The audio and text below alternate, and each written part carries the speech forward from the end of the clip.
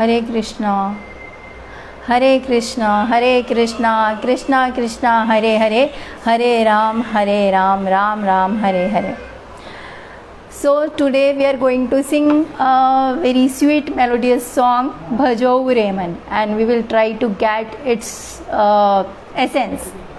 So Bhajo Reman Shri Nandanandan, Bhajo Reman Shri Nandanandan, Abe Charanar Bendure. Bhajo Reman Shri Nandanandan, Abe Charanar Bendure. Durlabh Manav Janam Satsange, Durlabh Manav Janam Satsange, Tarau Re Bhav Sindhure. Bhajo Reman Shri Nandanandan, Abe Charanar Bendure.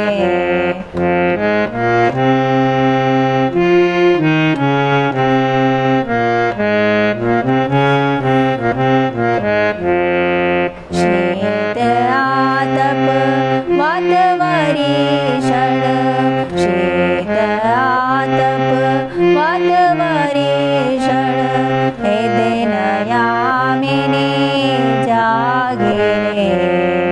बिफुल seven कृपण दुर्जन, बिफुल seven कृपण दुर्जन, चपल सुख love लागिरे. भजो रेमन श्री नंदनंदन, आबे चरणार बेंदुरे.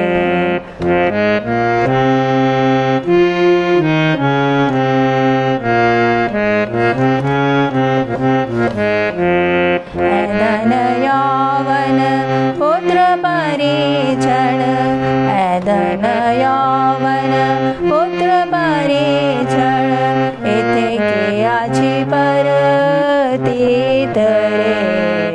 ऐदन यौवन पुत्र परिछड़, इथे कियाची पर तीतरे. कमल दल मला जीवन टलमल, कमल दल मला जीवन टलमल, भजो हरि पद प्रीत रे. भजो Ramon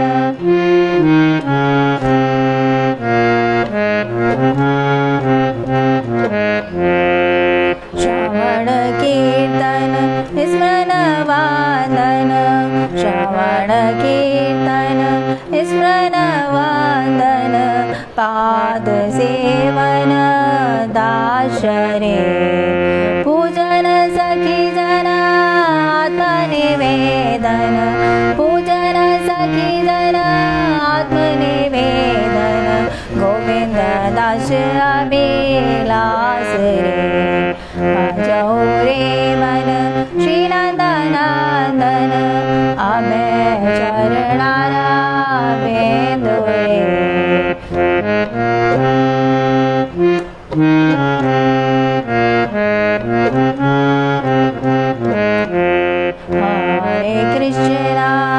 Hare Krishna Krishna Krishna Hare Hare, Hare Ram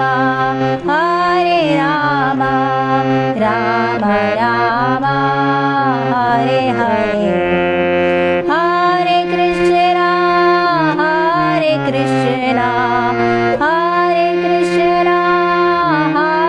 Krishna Krishna Krishna Hare Hare. Hare Ram Hare Ram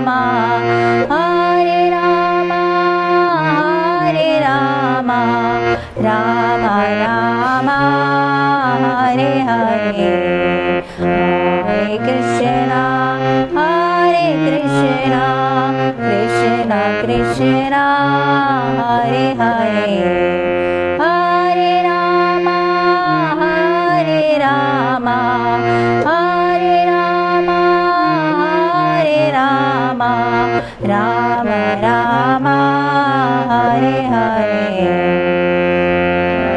so this song is written by Govind Das. तो इसका मीनिंग, ए मेरे मन, यहाँ गोविंद दास अपने मन को, क्योंकि सबसे ज़्यादा इम्पॉर्टेंट है अपने मन को समझाना, अपने मन को किस तरह से हम, क्योंकि कहते हैं ना मन जो है वो it can work like your friend and like your foe, तो for that it needs training. तो अपने मन को ट्रेनिंग दे रहे हैं, अपने मन को समझा रहे हैं कि हम सबको क्या चाहिए, हम सब चाहते हैं ना कि हम सब लोग अभय हों, हमें कोई डर ना हो, और तो वो हम अभय कैसे प्राप्त कर सकते हैं। अगर हमें वो चाहिए कि हम अभय हों, हमें कभी डर ना हो, तो उसे प्राप्त करने का कोई तरीका है, तो बता रहे हैं कि हाँ है। क्या कि जब हम अभय चरणार विंदरे, जो गोविंद के चरण हैं वो अभय प्रदान करने वाले हैं, तो यदि हम गोविंद के चरण में आश्रय लेंगे तो हमें अभय मिलेगा। तो हमें क्या करना है, उसके लिए गोविंद का भजन करना है। कैसे? वैष्णवों के अनुगत्य में। तभी हम ये जो कहते हैं ना अपन भव सागर, इसको पार करना बहुत मुश्किल है, लेकिन वैष्णव जब जन बताते हैं, गुरुजन बताते हैं कि हम इसे पार कर सकते हैं। कैसे? जब हम उनके अनुगत्य में भगवान का भजन करेंगे। फिर क्या बोल रहे हैं, हे मन तू इस भगवान का भजन कर ले, तू सर्दी गर्मी आंधी तूफान बरसात में दिन रात जागकर इस संसारी दुर्जनों की सेवा जिस सुख प्राप्ति के आशा से कर रहा है, वह क्षण भर का सुख तो चंचल अर्थात अनित्य है। हम सोचते हैं कि हम इसकी सेवा कर लें तो हमें सुख मिलेगा, हम इसकी सेवा कर ले तो ये सुख मिलेगा, लेकिन ये सुख जो है वो अनित्य है, क्योंकि लास्ट मोमेंट पे जब परेशानी है तब कृष्ण के अलावा कोई और काम आने वाला नहीं है। गुरुजनों के अलावा, वैष्णवों के अलावा कितने सारे ऐसे एग्जाम्पल हैं।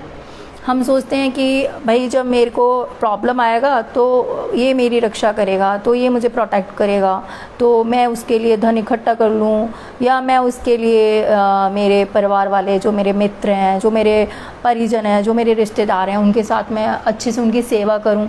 लेकिन हम देखते हैं कितने सारे एग्जाम्पल हैं। अभी कोरोना चल रहा है तो कितने सारे लोग इतना सारा मनी, इतना वेल्थ छोड़ के, वो सब क्या हो रहा है, कुछ काम नहीं आ रहा उनके इतना वेल्थ, और वो इस दुनिया से जा रहे हैं। तो लेकिन क्या काम आएगा? हरि नाम, सिर्फ हरि नाम काम आएगा उस समय, क्योंकि ये सारा जो हम, इनसे हमें जो सुख मिलने वाला है वो कैसा है, क्षण भंगुर है, अनित्य है। फिर क्या बोल रहे हैं अपने मन को, अरे इस धन यौवन पुत्र तथा परिजन की तो बात ही क्या, स्वयं तेरा जीवन ही तो कमल के पत्ते पर स्थित पानी की बूंद। जैसे कमल के पत्ते पर पानी की बूंद कितनी सी देर के लिए रह सकती है, कोई उसका बहुत दीर्घायु नहीं है, उसी तरह से हमें भी नहीं पता आज है अगले क्षण है या नहीं है। तो ये इस तरह से हमारा जीवन कब समाप्त हो जाएगा हमें नहीं पता।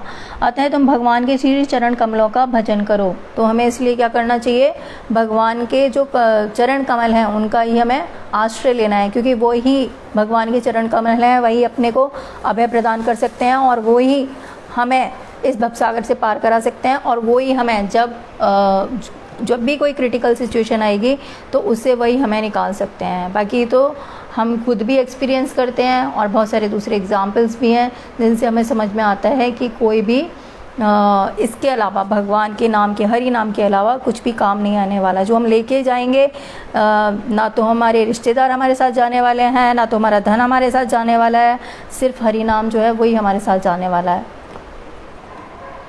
अतः तुम भगवान के श्री चरण कमलों का भजन करो। श्री गोविंद दास क्या कह रहे हैं, श्रवण कीर्तन स्मरण वंदन पाद सेवन दास्य पूजन सख्य और आत्मनिवेदन। मतलब नवदा भक्ति, जो प्रहलाद महाराज ने नवदा भक्ति दी है, आप उसका अवलंबन करके भगवान के चरणों को प्राप्त करो। और भगवान के चरणों को प्राप्त करने का रास्ता क्या है, वैष्णवों के सेवा, वैष्णवों के चरण कमलों को प्राप्त करना।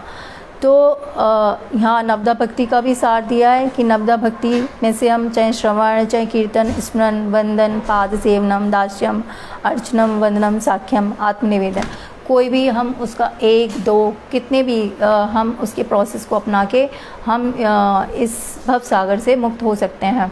जैसे बताया है कि श्रील रूप गोस्वामी ने भक्ति के 64 अंग बताए, उसमें से भी उसको शॉर्ट करके प्रहलाद महाराज ने 9 बताए, नवदा भक्ति बताया, और उसमें से भी शॉर्ट करके 5 बताए, साधु संग, नाम कीर्तन, भगवान श्रवण, मतरबा श्री मूर्ते श्रद्धाए सेवन, सकल साधन श्रेष्ठ यही पंच अंग जमनाई कृष्ण, यही अल्प संग जन्माए कृष्ण प्रेम संग। कि कृष्ण प्रेम को जन्म देने के लिए साधु संग, नाम कीर्तन, भगवान श्रवण, साधुओं का संग सबसे इम्पॉर्टेंट है। वैष्णवों के संग में ही हम आगे स्पिरिचुअल पाथ में प्रोग्रेस कर सकते हैं। नाम कीर्तन, भगवान के नाम का कीर्तन करना, नाम भगवत श्रवण, भागवत का श्रवण करना, मथुरावास, धाम में वास करना। तो अपने जहाँ हम हैं उसी को हम धाम बना सकते हैं। श्री मूर्ते श्रद्धा सेवन और विग्रह की सेवा करना, ये 5 अंग बताए और उनमें से भी और उनको शॉर्ट करके 3 बता दिए। श्रवणम, कीर्तनम, स्मरणम। जब स्मरण कब कर सकते हैं? जब हम श्रवण करेंगे तभी स्मरण कर सकते हैं।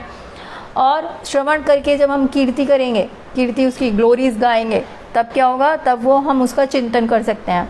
और उसमें से भी श्रवण और कीर्तन इम्पॉर्टेंट है, और उसमें से भी श्रवण बहुत इम्पॉर्टेंट है, क्योंकि ये कान जो है कहते हैं इसके माध्यम से ही जो हम जो सोए हुए हैं ना उसको जगाने के लिए कान बहुत इम्पॉर्टेंट है। तो कान का सार क्या कब है? जबकि हम इससे भगवान नाम, भगवान कथा सुने और फिर उसको हम आचरण में लेके आएँ। तो इस तरह से ये आज हमने एक सॉन्ग का मीनिंग समझा। अब नेक्स्ट में हम नेक्स्ट सॉन्ग का समझने का प्रयास करेंगे और इसको लाइफ में उतारने का प्रयास करेंगे। हरि बोल।